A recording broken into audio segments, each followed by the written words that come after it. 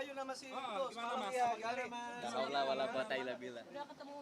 Gimana soal gimana Mas Sony hasilnya Mas?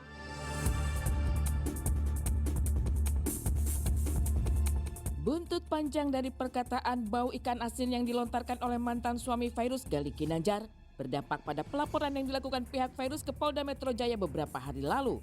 Seolah sangat terpuruk dengan kalimat pedas sekaligus mencoreng harkat martabat seorang wanita, Fairuz sudah sangat yakin bahkan serius mengambil jalur hukum dengan tujuan agar suami dari Barbie Kumalasari tersebut mendapatkan hukuman yang setimpal dari apa yang sudah diperbuatnya. Tepat pada hari Rabu 3 Juli 2019 kemarin, Fairuz yang ditemani oleh suaminya Sony Septian terlihat mendatangi Direktorat Reserse Kriminal Khusus Polda Metro Jaya, Jakarta. Kedatangan pasangan yang menikah pada tahun 2017 silam itu memenuhi panggilan polisi untuk diperiksa sebagai pelapor dalam kasus dugaan pencemaran nama baik yang dilakukan oleh Gali Ginanjar. Tanpa ada sepatah kata yang berarti yang keluar dari mulut Sony dan Fairuz, mereka langsung bergegas masuk ke ruangan penyidik.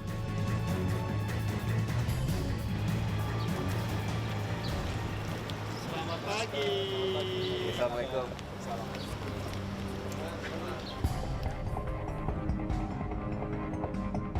Menurut Humas Polda Metro Jaya, Kombes Argo Yuwono mengatakan bahwa pelaporan yang dilakukan oleh pihak Fairuz kini tengah ditindaklanjuti oleh pihak kepolisian.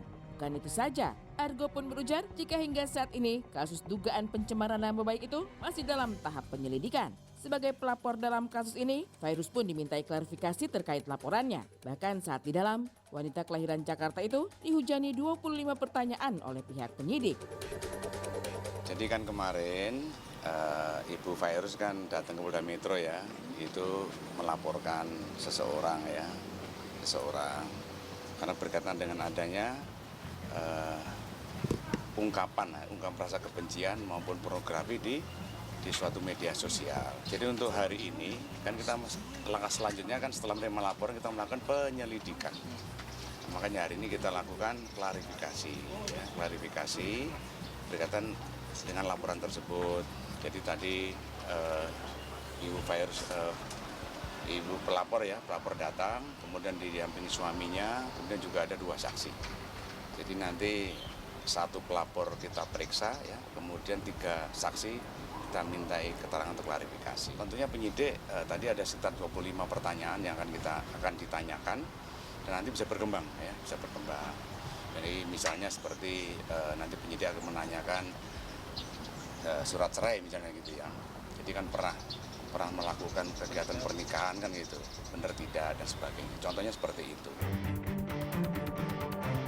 Bukan hanya Gali Ginanjar saja yang diyakini menjadi pihak paling bertanggung jawab atas kasus ikan asin ini.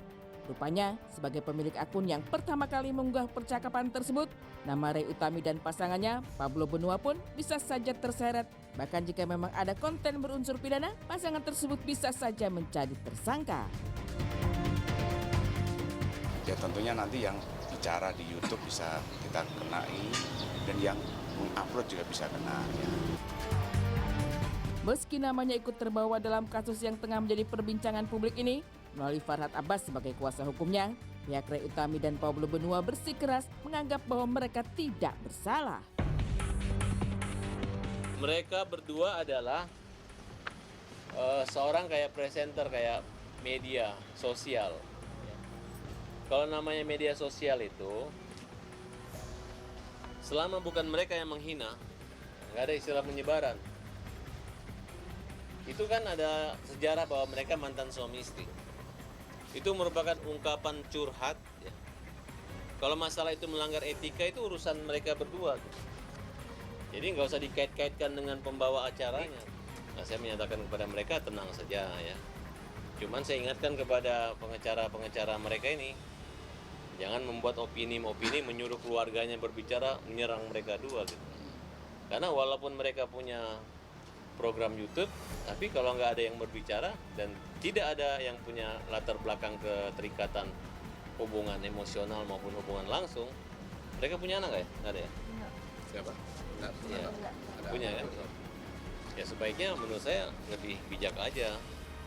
Nah, menurut saya silakan laporkan aja yang berbicara, jangan dilaporkan mereka yang ya memang kebiasaan mereka ya begitu. Itu kan biasa itu melaporkan. Perseteruan kasus ikan asin ini nampaknya akan semakin memanas. Pasalnya, tersiar kabar jika pihak Ray Utami yang berdalih tidak bersalah itu akan segera melaporkan balik Fairuz ke pihak berwajib. Menanggapi hal tersebut, Kombes Argo Yuwono pun mempersilahkan jika memang benar kabar tersebut. Terlebih, semua laporan akan dilakukan penyelidikan terlebih dahulu. Tidak masalah ya, artinya bahwa misalnya yang bersangkutan itu yang dilaporkan Polda Metro misalnya merasa dia itu merasa unsur pidananya, dia melaporkan kembali, tidak masalah, kita terima. Nanti akan kita lakukan apa? Laporan itu penyelidikan kembali. Menurut Argo, apa yang dialami oleh Fairuz dalam kasus ini dianggap sudah melanggar Undang-Undang ITE. Jadi untuk sementara ini kita menggunakan Undang-Undang ITE di pasal 27 ayat 1 dan ayat 3 berkaitan dengan pornografi dan tindakan asusila. Setelah pihak pelapor yang sudah memberikan klarifikasi kepada penyidik, kini giliran pemeran utama dalam kasus ini siapa lagi kalau bukan Gali Ginanjar untuk dimintai keterangan lebih lanjut. Oh iya pasti ya. Itu kapan? Nanti pelapor juga itu klarifikasi, tentunya kan nanti terlapor juga akan kita mintai juga kan di situ. Ya. Kapan tuh Pak? Nanti rencana Jumat, ya Jumat besok rencananya mau diminta klarifikasi. Ya. Gimana? Untuk sementara si Pak Khalid dulu, ya sebentar ya. Nanti kita tunggu yang lain. Setelah hampir 4 jam lamanya di dalam ruangan penyidik, Fairuz dan Sony pun akhirnya keluar. Seolah masih begitu terpuruk atas apa yang diterimanya, wanita 37 tahun itu enggan untuk bicara banyak saat dihujani pertanyaan demi pertanyaan oleh awak media yang sudah menantinya. Situ Bang, kiri Bang. Bang. Ya, Assalamualaikum.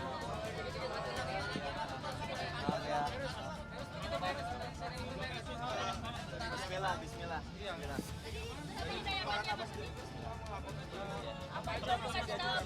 La haula wala quwata illa billah. Mas, gimana dengan pertemuan? Mas, katanya udah tabayun sama si itu. Semalam ya, Gali. La haula wala quwata illa billah. Gimana? Gimana, Bang? Katanya